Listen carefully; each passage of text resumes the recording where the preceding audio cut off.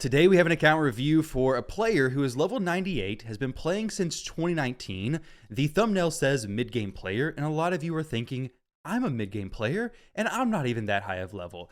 Let me explain. So when I classify an account's position as far as progression goes, I look at early, mid, late, and end game. And within those, there is early mid-game, mid-game, and late mid-game, because Raid has added so much stuff to the game. It's not as easy as, hey, you finish Faction Wars, okay, now you're mid-game. You finish this area, now you're late game. Now it's, okay, you finished Faction Wars, which he did, so that's not very mid-game. This is a little bit later, but he's not pushed to hard mode stage 10 and all the dungeons. Okay, that's much more mid-game in my opinion, and we're not pushing the top chests in Hydra either. Okay, this is more of a mid-game thing. Late game, at least for me, is going to be somebody who has pushed Hydra to the top chest on all the difficulties, has hard mode stage 10 on dungeons done on all the dungeons essentially. Obviously, Sand Devil and Shogun pushed up more like to stage 25, and then somebody who's pushing into hard mode Faction Wars. This account has some of those checked off, but not all of those checked off. So if we got into the fine details, I would consider this more like late mid-game or early late game. But to be honest, the classifications don't really matter. But I am curious, where is your account? Based on the quick little breakdown I did, where would you consider your account to be? Or where would you consider it with your own judgment? I also look at the missions, and if somebody has not completed the missions, it very much puts them more in the mid-game section, in my opinion.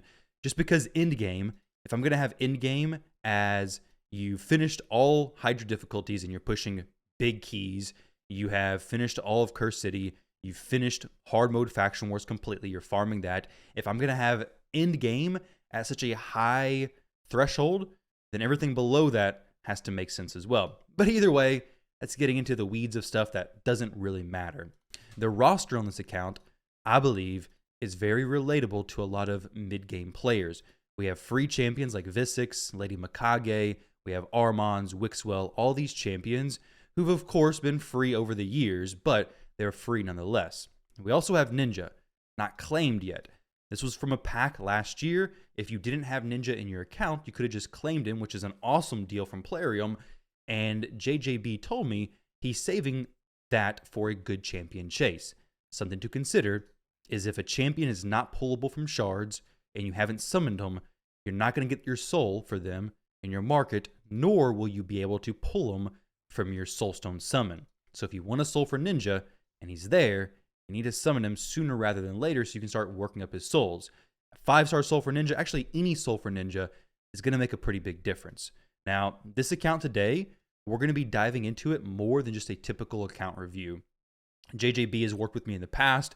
He's picked up a Fire Knight team build as well as a gear cleanse, advanced gear cleanse. So I'm going to give him a bit more and hopefully be able to help you guys out as well. So it should be a win-win for everybody. Now, what we're going to do today is try to push him in Dragon, which I've said Dragon is one of the easiest dungeons, so we're going to put that to the test. We're going to do Dark Fae, PvP, a little bit, and then Brutal Hydra. I'm going to see how long this takes, my main focus being Dragon, Hydra, touch on PvP, and then Dark Fae strategy, basically. Now, I have a whole breakdown of what he could do here. You guys can screenshot this if you want, slow the video down, and you can see what I've written out for him. But I've already done a good portion, majority of the gear cleanse. I've taken him down from 1,600 plus like 200 pieces in the inbox, down to what now is 762, and still have to work on the accessories. He didn't have a ton of accessories to begin with. So I'm going to do that off the video a different time. But for now, let's jump in here and take a first look at Hydra. So Hydra is going to be the area where I'm building champions to a higher quality, and some of these champions may be used in Dragon as well. So I'm going to keep in mind the champions I'm building for Hydra, can they fit into Dragon? Ideally, yes. So then I can share those builds and not have to move gear around and not have to mess up different builds all the time. Now let's jump over and take a look at Hydra, which this is the team I was going to use initially. This would be good for lower levels for sure. You'd hit the one key, you would do amazing, and it would work fine. But it lacks one thing, healing. We have no leech, we have no heals of any kind. So the shields from Mithrala would be the best thing soaking damage, but I want something a bit more lasting throughout the fight for him. So what I'm going to do instead is drop Visix and put in Claydna. Now Claydna is a champion who does bring some healing. I have to bump up her HP, but this ability is going to decrease speed. It's going to place a leech. It's also going to heal all allies by 20% of this champion's max HP, which is a pretty significant heal. Her A3 ability does have a cleanse, which in this team, there is no Perfect Veil, there's no Inquisitor Shemale, so the cleanse is very strong, but the block debuffs and the revival and death are a little bit questionable, just because of the fact that if the Head of Mischief steals this stuff, specifically the block debuffs, it's very annoying. However, we do have 2 strip champions as well, so that may not be that big of a deal. I'm going to initially start with just this A1 ability as number 1 priority, this A2 being number 2 priority, but if this causes problems, turning off this A2 ability will be the best way to go. For Lady Mikage, she's here to make Michinaki do even more attacks. She's going to number 1 on the ally attack, number 2 on this A2 ability. This works as another cleanse for that True Fear. True Fear comes with 1 turn duration. Mikage reduces it by 1 turn. She's a fantastic champion. Michinaki, of course, is going to be here. I'm going to prioritize his A3 ability, the strip, but we're going to open with the A2 because there's no buffs up at the beginning of the fight anyways. Lydia, of course, is going to prioritize the A2. Mithrala, we're going to go number 1 on the A3 and then number 2 on the A2, but we're going to open with the A2 to give the increased defense and increased attack to Michinaki and Sun Wukong. The increased defense is the only unique one. Mikage brings the other increased attack anyways, right? And there we go. For Sun Wukong, we're going to prioritize the A3 because this ability is going to make the Hydra just much easier to deal with, removing the increased attacks, removing the reflect damage, all that kind of stuff. Speaking of reflect damage, that is something I do have to be concerned about. We shouldn't be doing enough damage where that's going to kill us, and we do have 2 strip options plus a block debuff champion, and actually another somewhat strip option in Mikage's A2 ability, but still, things like reflect damage could definitely be a bit scary.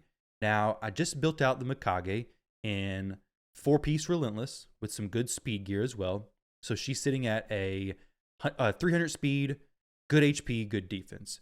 I had built out the Visix and then realized I don't really want to use her actually. So I'm probably going to throw Claydna in a very similar build as Visix is in currently. But instead, I want Claydna to have a lot of HP. If I could get her to 100,000 HP, that would be amazing. I've actually not used Claydna really ever before, but her kit and that decreased speed is extremely valuable. When I'm looking for Hydra teams in general, I am looking for an increased speed, a decreased speed, a provoke, a block buffs, a decreased defense and weaken, ideally a decreased attack if we can get it, and provoke. I think I said provoke and hex, things like that. All of that together makes a really good Hydra team. And of course, you need some damage dealers, ideally 2 damage dealers at least, possibly some strip champions. And if you hit all of those things, which is a lot, then your Hydra team should run full auto without much of an issue. Now here, I'm going to look for accuracy with speed. We have it from Luminesci, which is great. So now we're going to look for chronophage pieces here, a ring and a necklace, ideally with as much HP as I can get. There's no HP main stat ones here, unfortunately, but getting some extra speed will be fantastic.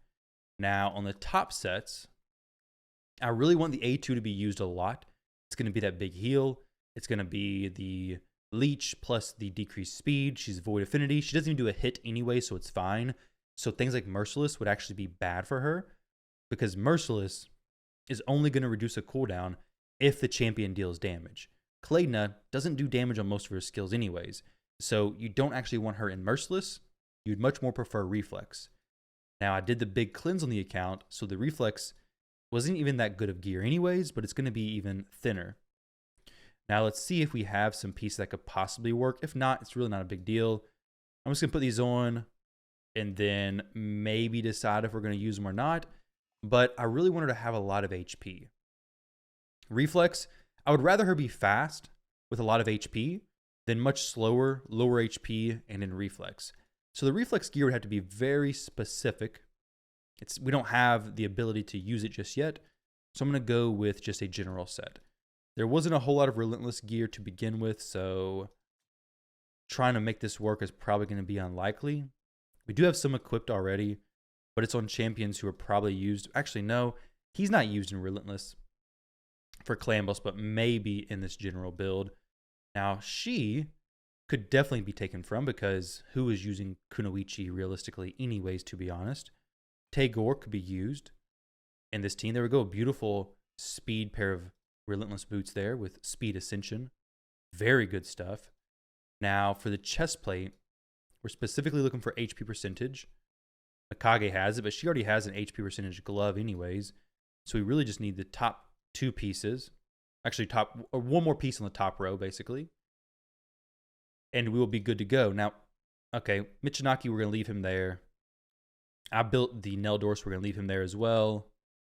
This dude, and we'll leave him there for now.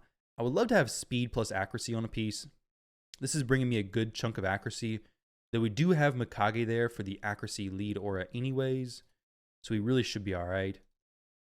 HP percentage chest plate from her, okay. This is a really good chest plate, a quad roll chest plate. That is an amazing chest plate over there on that Geomancer. I don't think I'm going to take that because Geomancer is almost definitely used in content, probably clan boss. But her, it'll be fine if I take this.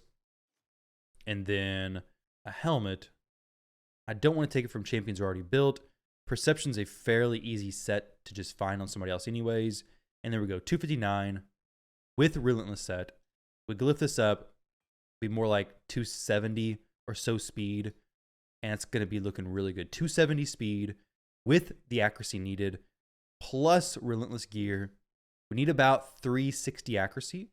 Mikage's bringing an aura of, 80 or something. So we're more than okay with accuracy. Speed is looking really good. And these pieces I'll take to 8 because we have no silver, basically. And we'll see what we can make happen from here. We really shouldn't need a ton of silver to make this work. Of course, once the pieces get fully upgraded, it'll be much better. But for now, this really should be fine. If this goes HP, I keep it as well.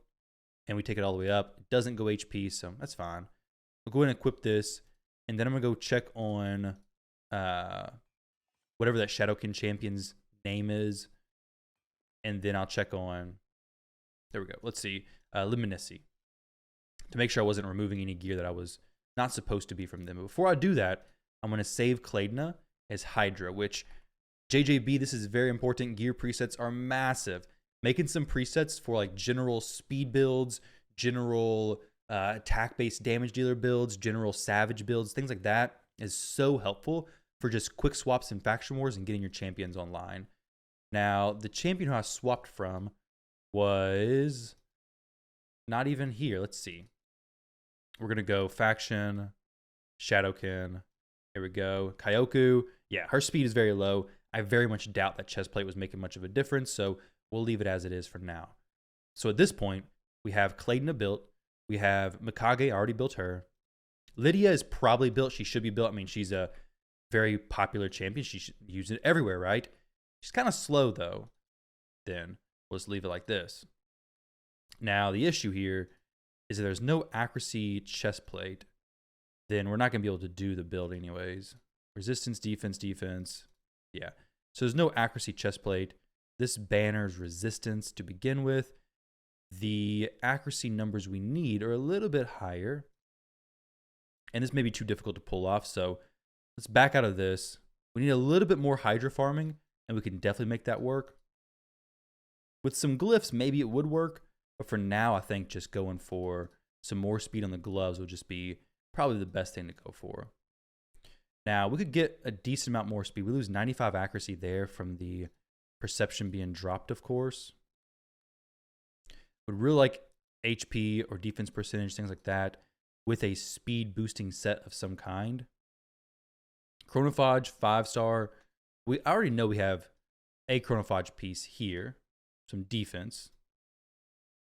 This would be a little extra speed. Or we could go, let's see, this plus this. And then that pair of gloves, the crit rate ones, they have good speed. Give us 277 speed. We do lose some HP. I don't need the crit rate. The accuracy is a bit low as well. But we can replace one more piece down here. Let's see. Priority set speed.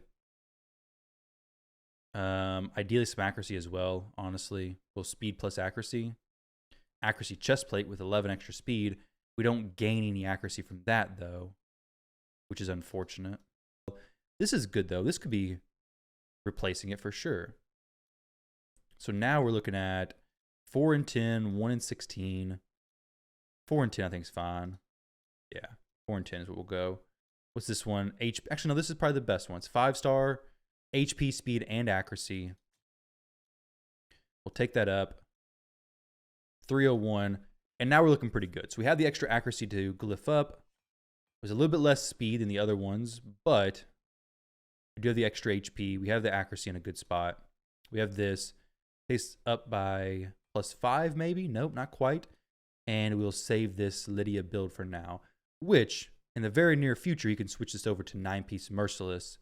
But for now, let's save this as Hydra. Save as champion presets. Obviously, there's a lot of upgrades to be done, but we're very limited on silver. Now, these pieces over here are broke. Some of these are broken. So I could replace one of those, actually. There's 3 pieces. One definitely is a broken piece. But which one is it going to be? Whatever one's the best speed and accuracy. This piece right here, we gain 11 speed. There we go. Easy.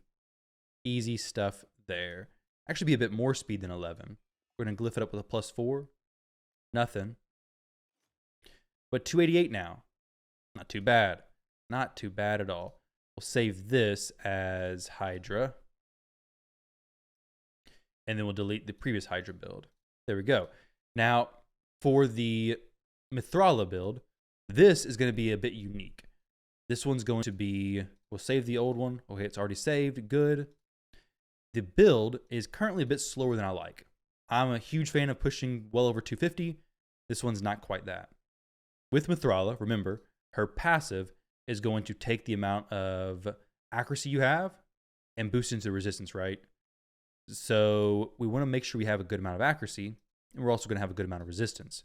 With that said, the set I want her in is going to be Provoke, because she does have an AoE skill, so she can land the provokes. Claydna, unfortunately, does not do a hit on her skills, so her and Provoke wouldn't make sense.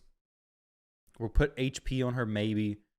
I do want her to be quite tanky, ideally. Let's see what this hits. Also can't upgrade everything very much anyways. Very low on silver. Artak pieces could work out very well in Mithrala, honestly. He's also using Hydra, so maybe we swap that back and forth. That would be fine because they're both Hydra builds. That could possibly make sense. I may save 2 builds for her possibly, but let's see what we can get with just these. I'd rather not have to swap Artak for him all the time, but we may have to as well. Because right now, we're looking at no final piece with good speed rolls, for example. Like this is a double speed there. That's a really solid piece. Mithrala is going to be really good for this. Artak would actually be better in something like regeneration for soloing some areas. I'll put this on for right now. Let's see how that plays out. We'll search what pieces we have. Drexstar. He's probably not being used that much, honestly. Maybe he is. We could do some HP for Mithrala. We need to see what kind of gloves we have. It's definitely going to be very important. We need some good gloves. Now, as for this chest plate, I really want the HP percentage. The accuracy, it's low for arena content. It's okay for Hydra, though. And her resistance will be fine as well. So this is not the most optimal build for Arena plus Hydra, but for Hydra alone, this should be fine. This will be fine, actually. Not even should be. It will be fine. If we could get extra accuracy here on the Ascension, it'd be even better. If we don't, can't be that lucky. This, though, let's take it to 12. If I can hit it. There we go. We got some accuracy there. I wanted to land around 300 or so. There we go. Perfect. So she's at 300 now. We have some extra speed to get on her. +4. +2 already. Does this ascend to speed? That would be crazy if so. It is not. Not a huge deal. 262. Not a lot of speed there. We just don't have a lot of great banners with a lot of speed anyways.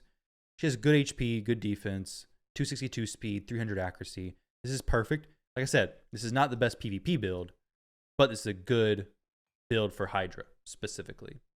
Now we have Lady Mikage, Lydia, Mithrala, Claydna. These are all built. She's looking good. She's looking good. She's looking good. Sun Wukong, is he already built? I hope so. No, not really. So let's go in here to the optimizer and see how we could get these champions built. So Wukong, we're going to optimize damage mode, configure, not use equipped artifacts just to see what he could do. What can our Wukong hit for without taking gear from anybody? Oh, that's way slow speed. Let's go 225. 2250, yeah. 2,250 speed. That sounds about right. If we can go Savage, that'd be awesome. Instinct, that's really not too bad either. The reason why I'm not taking gear from other champions, though, is because I want to save some of that for later on. Now, I ain't got no more silver.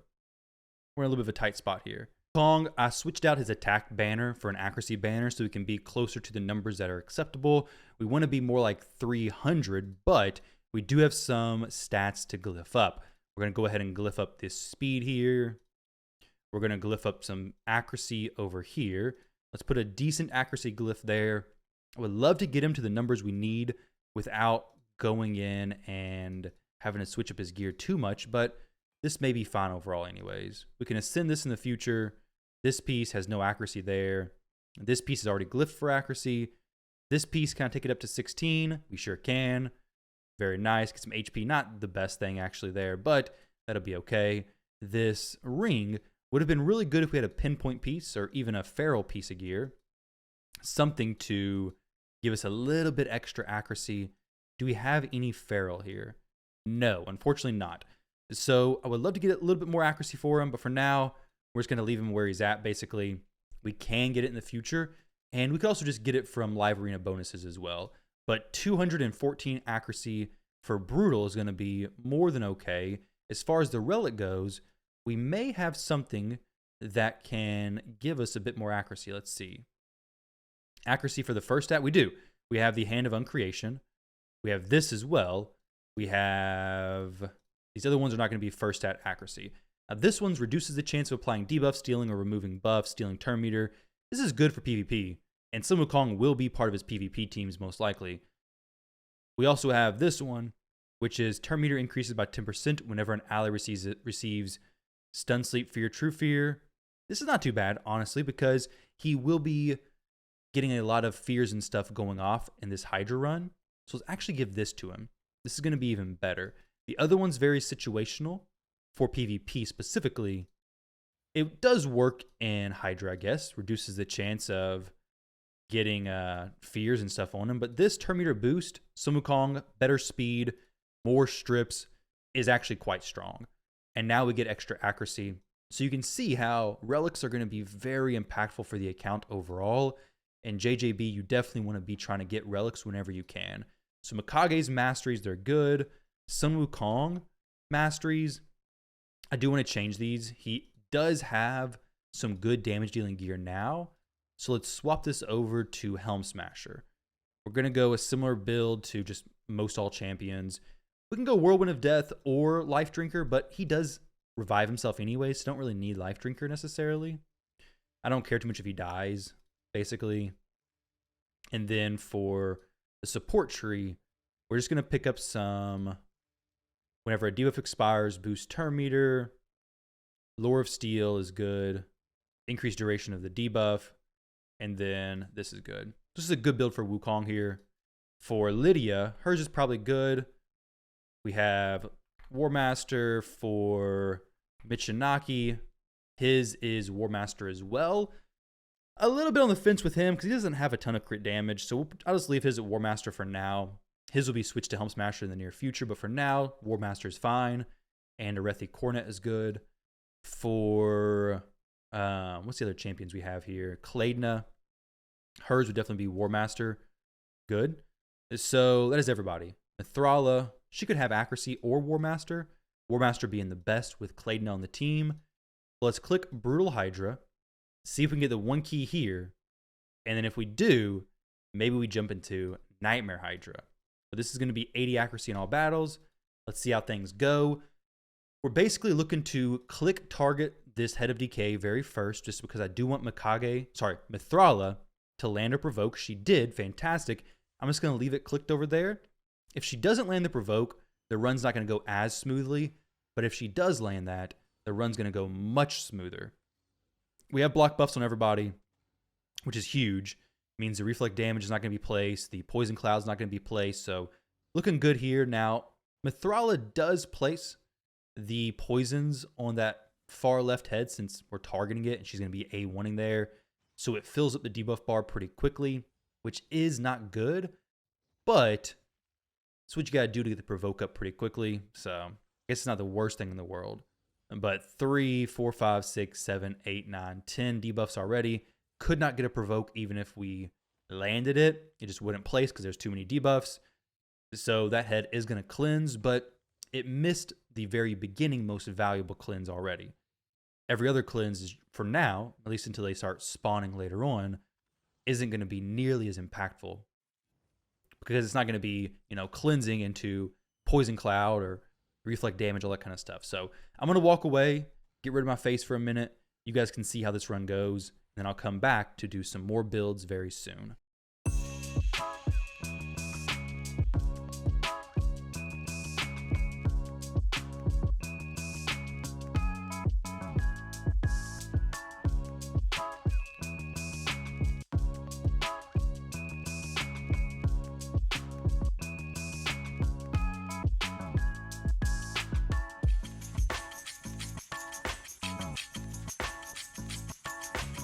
All right, so I went ahead and finished that run at 100 million. Obviously, it's going to go well past that, but the run was going very smoothly. I got to say, Claydna impressed me. But something I want to see is, how does this team do over on Nightmare? Of course, it works on Brutal. We established that fact. It's going to do more than 1 key there. But Nightmare, it's a little bit short on the stats. 36.6 million is the 1 key damage. We do need a little bit more accuracy on the champions to really make it consistent, but what if? What if it was able to 1 key Nightmare as well? He was just looking for some suggestions. So let's jump in here. I'm going to hide my webcam, and we're going to see, how does this thing perform? I'm looking forward to, one, got to target the Head of Decay over there. Click to target that. Maybe it lands provoke. It does not. Let's go ahead and refresh this run real quick, because if you don't land the provoke, at least in the very first, the chances of the run going super smooth are just much, much lower. So we're going to start on auto. It's going to be a full auto team, just resetting until you land the provoke, and then it'll be good to go from there. We got the provoke, and now she's off. Let's check back in just a few minutes to see if it breaks the 36 million 1 key or not. I'll probably just skip through the fight on this video, but we'll see.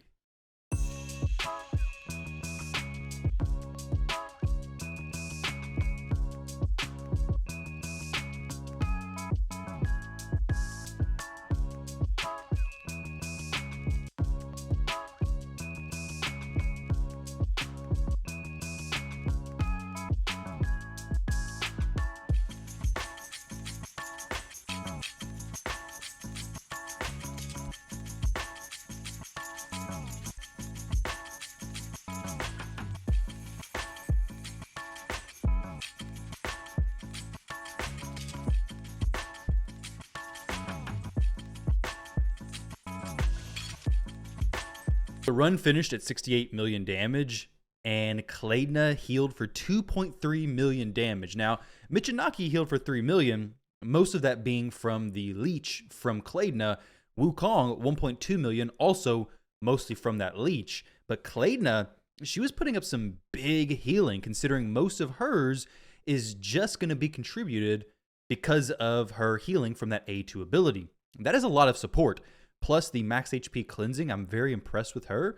But with JJB just wanting to push into Brutal Hydra, and now he has a 100% full auto Nightmare Hydra team, this is amazing. And of course, he has a lot of his champions from before and that he can use in lower difficulties. There's a lot of ways to improve this team as well.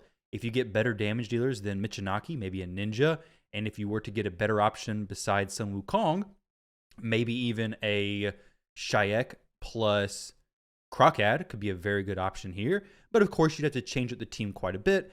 But there are ways eventually to improve this team quite a bit with or without Kladna and other champs. Now, he also has a Yinsessa, however you say her name, but she's a very good potential option to replace Lydia, though she does not bring the increased speed. Either way, so now we're over in Dragon. He had this team saved as a preset. I went ahead and removed it. So the champions we're going to use, he has a Stoutus on the account. Stoutus has a passive that is so good for Dragon. He is, well, the Dragon Slayer, basically. So he's going to reflect all that stuff back to the Dragon. We just need a way to clear the waves quickly to get to the Dragon. Now, if we use Lydia, the Arbiter is just to hold the aura spot so I can fill that in easily. But Lydia is going to do decreased defense and weaken on the waves. Very powerful stuff there. I may bring either a Sun Wukong or a Michinaki. Not for sure which one would be better for the wave clearing. I'm pretty sure Sun Wukong will be a bit faster. We'll bring Georgette as well, just for the wave clearing stuff, basically. And then somebody for the lead aura spot. Honestly, Kladna may come in here, but Mithrala, I think she's just actually the way to go. Mithrala brings more poisons. She brings more survivability, and then Stoutus in the very back.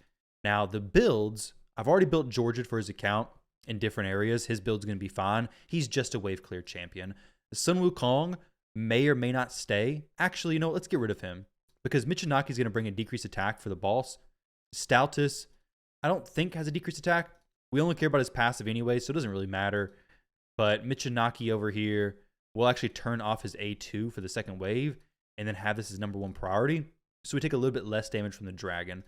We'll turn off Lydia's A3 for the waves and then open with it on the Dragon to place block buffs so the Dragon does not get the increased attack, but also we'll have poison sensitivity, making the poisons hit even harder.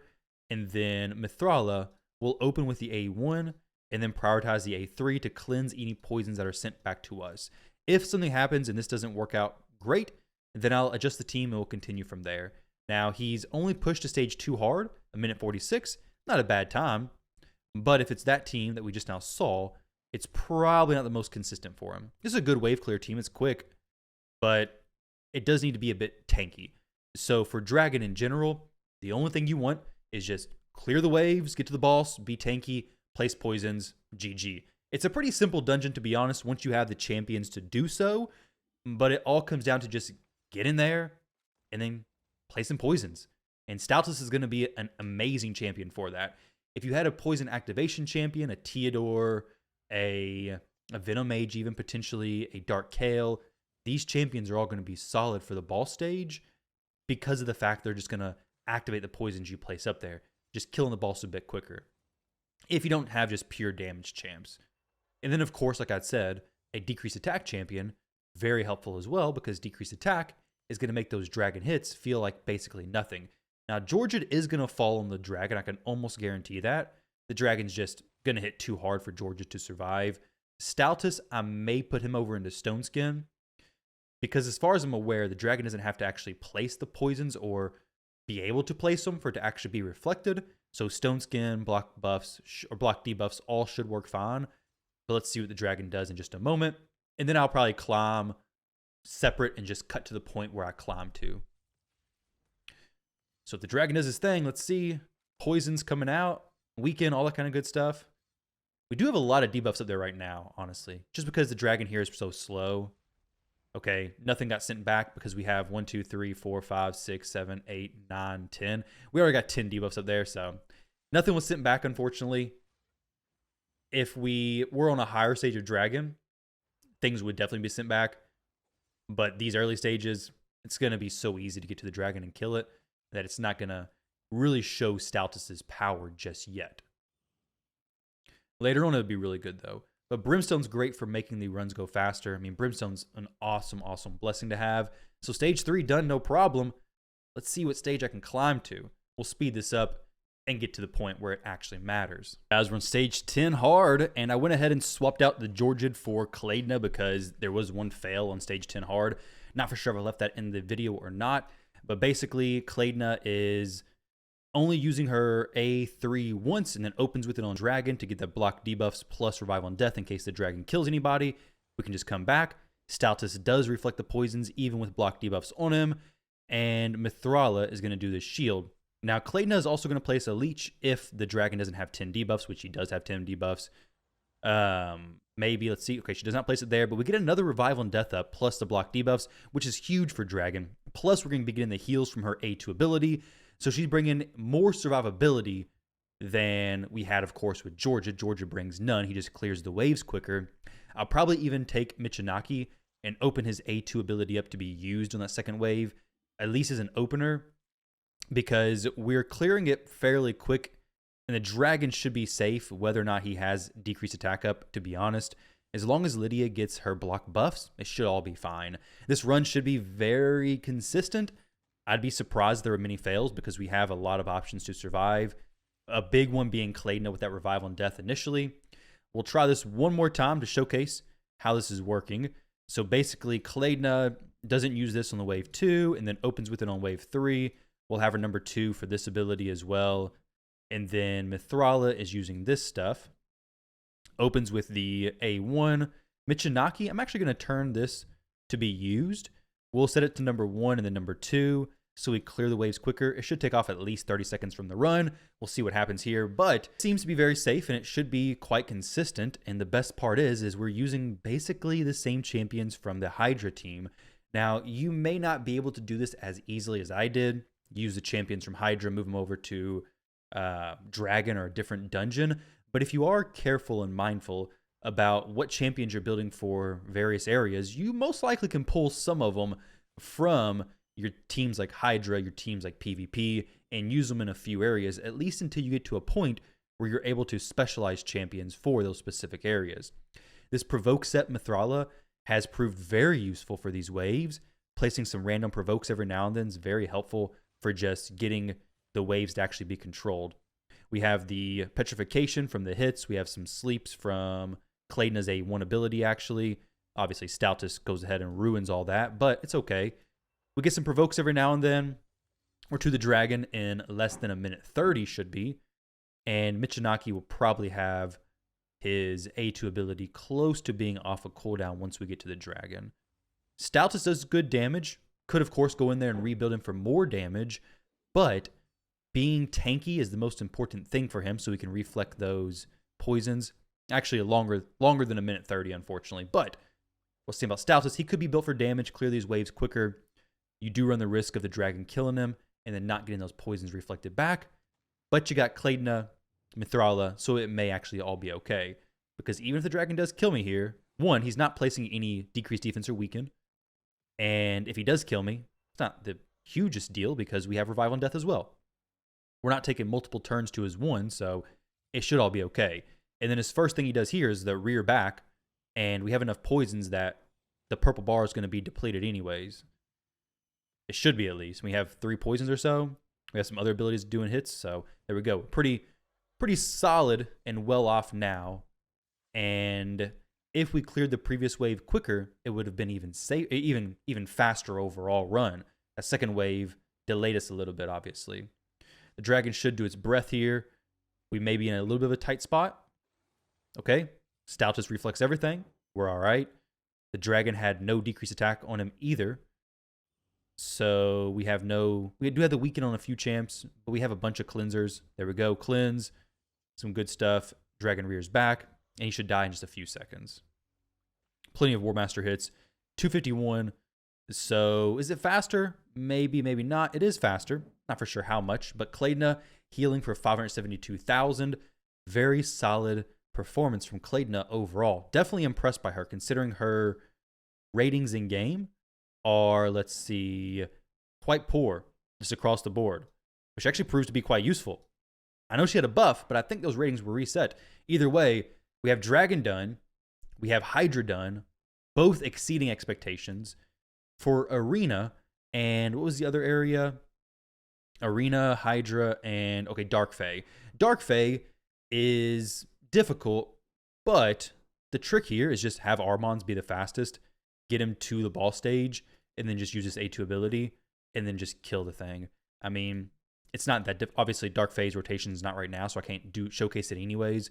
But it's literally just be faster and have a turn meter control champion go first. Turn meter control champion on everybody, or an AoE control champion, something so that you get to the boss. You either control them first or you speed boost into a control champion. Don't have your champions in super annoying builds. Be able to one-shot them with maybe your Georgid. So then you boost, steal turn meter, Georgid nukes everybody, and then you just control the turn meter of the Dark Fae, and things are fine. Champions like Allure are really good there. Newt, if you had him, you don't. But just good turn meter control champions, and you're going to be solid. Now, lastly, for the Arena, I'm going to set these up in 3v3, but this is going to be kind of what you're looking for. So this is a good team, the speed team. I actually have the teams broken down here somewhere. Let's see. For your 3v3 teams, it's going to be the speed team you have right now, basically. Armons, Arbiter, Kymar are all going to be somewhat your speed champions.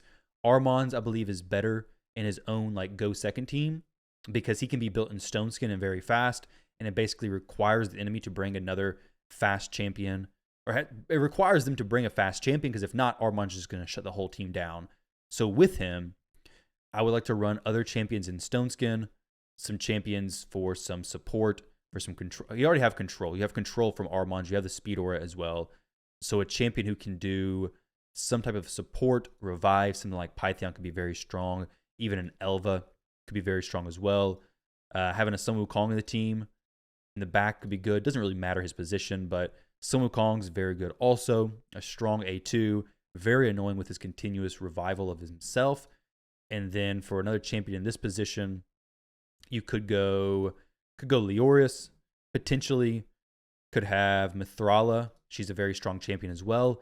But then it just comes down to your Wukong being able to deal the damage and kill everybody. He may or may not be strong enough to do so. If he is strong enough, this is a good team. You have increased attack, you have control, you have the res, you have Wukong for more strips and just more annoying stuff. This is a good team.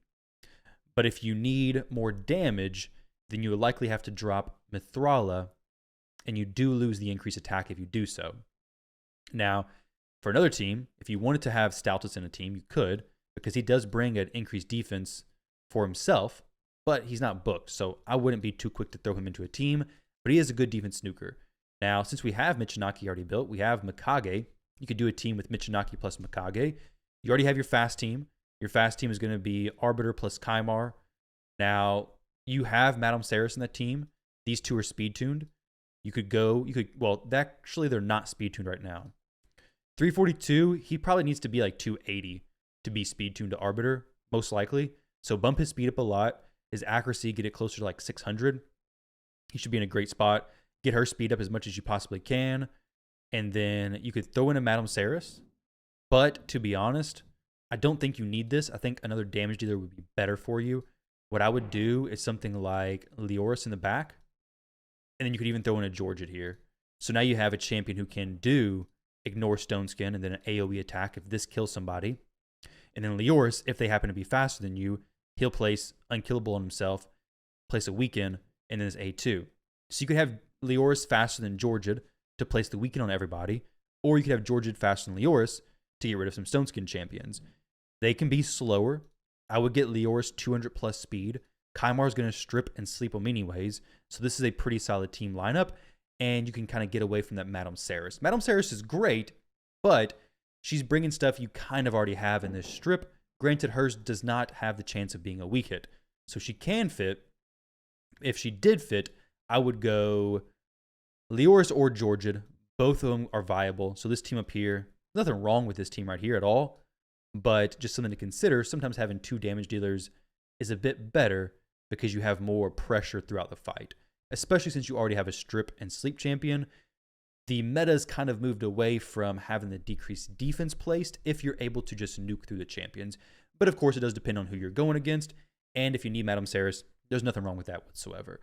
For the last team, we have these two as an example. So this would be a go second team. You do want stone skin on everybody, basically, except actually you don't need stone skin on Sun Wukong. Mithrala ideally has stone skin. It would be a swap from her typical Hydra type build. If you can't get her in stone skin, it is what it is. But you definitely want to get Pythion and Armons into stone skin. This is just fast. You already have this team, but we'll just name it fast. And then lastly, you want a team that is going to be able to cut in, interrupt, do something. Valkyrie is not a bad option for a team like this. She has the counterattack, steals her turn meter from this passive ability. She will boost her turn meter and then steal the enemy's turn meter. And then she can place this counterattack on your whole team. So if you were to, have Valkyrie in the team and then maybe throw in a Michinaki in the back here, you have a defense-based champion, 2 defense-based champions. You don't have an increased defense champion in here yet. Let's see if we have anybody who can do it. Ideally, with a speed aura as well. She does an increased defense, but it's not that consistent, not that simple to get set up though. But an increased defense would be very strong here on everybody. Blizzard, doesn't bring a speed aura. For some reason, I thought he may have. Mithrala may actually be really good in that team as well. Everybody could be in stone skin there. Well, not everybody, because Mikage plus Mithrala would actually be in different builds for different areas of the game anyways. Your Mikage is quite fast though. For this, I would probably have her set to swap forms and then do the strip and then swap back. This A1 and A3 are pretty annoying to deal with in the arena. This would be just purely go second team, of course. Elva may not be bad for the cleanse as well as the block debuffs. You won't have an increased defense champion in this way, though, which is unfortunate. Definitely it is. But you do get the speed champion there. If you got a champion who did increase defense with a bit more speed, that'd be awesome. You could throw in Mithrala, though, but then, of course, you're out a increased attack champion in this team. And as far as your increased attack options go, also fairly limited as well. So if you ever got a Duchess or something, that would be really good just slotting into this kind of team. Duchess is good there instead of Pythion. You could get a different champion instead of Mithrala. But I think this team is solid. This team is good. These 3 teams should be pretty decent for you. This is going to be more of a go second, but you're also fairly fast. You still do need to be fast in a go second team. Mikage could do something. A champion to cut in could be pretty cool, like a Valkyrie. Sun Wukong could be solid here as well. This just becomes kind of an annoying team. You have a Reviver, kind of 2 of them. You have an Unkillable champion. Armons, who's going to be in Stone Skin. So this could be a solid team for Siege. You guys got to make sure you have a all battles aura and not an arena specific aura. As far as your other auras go, you have, let's see, she, I think, has an all battles one. Yeah, so 19% all battles. Lysandra has an all battles as well. So if you were to do a speed team, it'd most likely be something like this. If you just want a pure all out speed, she does really good about stealing turn meter anyways. And then you could have a Georgid plus something else. So a Georgid here, and then maybe you went with something else to make sure you could kill things. Who's your next best damage dealer here? Michinaki's doing some pretty decent damage. No other skills, unfortunately. No increased defense for him. But that could be a solid setup there. Obviously, Leoris is a great one for Siege because of that unkillable. Because you never know if you're going to be faster or slower than them. With 2 fast teams, it's a little bit questionable because you don't have a ton of speed gear anyways. Your best go second team will for sure have Armons, but he's also really good in a fast team. You can go Mikage. She makes sense with him because she does bring the ally attack. So while you don't have 2 damage dealers, you kind of do because she's bringing the ally attack. Get everybody in there. Georgia nukes somebody down. Then he goes for the A3, the A2. It's a really strong team here. And then after she does that first ally attack, she can swap forms and go for the strips or the stuns. So something like this could be really good for another Siege team. He wasn't asking about Siege teams, but those could be strong. Essentially, what you should be doing from this point on, JJB, is going to be focusing on getting Incessa books, getting Ninja taken up and booked, Rotos, I saw him in your account. He's a very good champion for Siege and just general PvP content. You have the thing that makes him even better, which is Aspect of Siroth. Get this up to maybe even a 4-star. This is so good for him. It basically makes him just a nightmare to kill.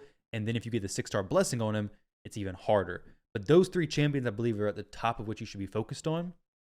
We built out your Nightmare Hydra team. You need to go in there and build out a brutal and hard team, get those going, and essentially work towards getting all your personal chests for your Hydra Clash each week. You want to get all this done every week, so then you're getting the maximum amount of accessories. Also, of course, helping your clan out. But that's a relatively accessible goal. And then after that, you're going to build out more teams for Classic Arena. Well, building a good team for Classic Arena, build your teams for 3v3, and really grind out this and eventually this. For Live Arena, you're basically just going to pick Armons, Arbiter, Leoris, Georgid, and then probably another speed type champion or an interrupt champion, maybe even Mikage. Just have a simple strategy, run that strategy.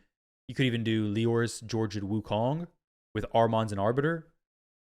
Something like that, maybe. So then you basically want to have an idea where if they ban your Arbiter or your Armons, you're still speed tuned to something.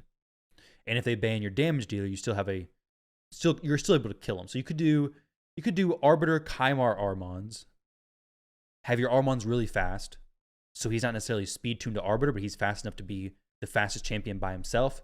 Ideally with Stone Skin as well, then he's crazy. But then have your Kymar speed tuned to Arbiter. They're most likely going to ban your Armons. And then you have your Georgid or Leoris or even some Wukong ready in the back to be able to blast them down. They can all solo a team in silver for sure. So get some Live Arena stuff going. This is a huge area for Faction Wars especially, but even Hydra. Not even. I mean, Hydra's amazing. The defense bonus, ignore defense, is number 1. It's basically a Savage set you're putting on your champion, so it's huge. But Hydra, Faction Wars, Doom Tower, Curse City, more so later on when you're actually pushing this, you should be doing it, and you are doing it some now anyways, but you definitely should be doing all that you can on normal. Great job. And then as much as you can on hard. So well done on both of those. For Amius on normal, you can definitely do this. Heal reduction is very important. You got it. So it's probably just with some time. Brimstone as well, and you're good to go. For your other areas, you're more or less looking pretty good. We have the setup presets. Very helpful there. So I did a video a while back setting up some presets. But for now, what you could do is even just come in here and say, okay, this is my fastest speed gear. I've already checked and I've already tested. Let's save this as fastest. And then uncheck the accessories and just save the set as a global preset. And then when you want to switch champions for Siege, for Faction Wars, whatever, you're good to go. If Mithrala is in your best Provoke set, save that as a global preset. If Mikage is your fastest Relentless set, save that as a global preset. You push Faction Wars, swap those around. It's pretty easy to do, no problem, and you're set, basically. Now, for your damage dealers, you can save this. This is not your best Savage build, but you could save it as your best Savage. Your defense-based Instinct build with defense percentage gloves. A little bit weird, but it is what it is. So you could save that as well. Just come in here and save the presets you have. Use the optimizer if you can to make some more presets. Save those, and it makes your life pushing Faction Wars in those different areas just much, much easier. Then for Faction Wars Hard, here's some information. And then, of course, I have his cleanse information all broken down in the post-cleanse, which I'm still working on this, so I will get that finished up and sent over to him. But as far as you guys watching the video, if you all are interested in having a takeover like this done for your account, click the link down below or somewhere in the description or comment section. Get signed up, and we can get it going for you.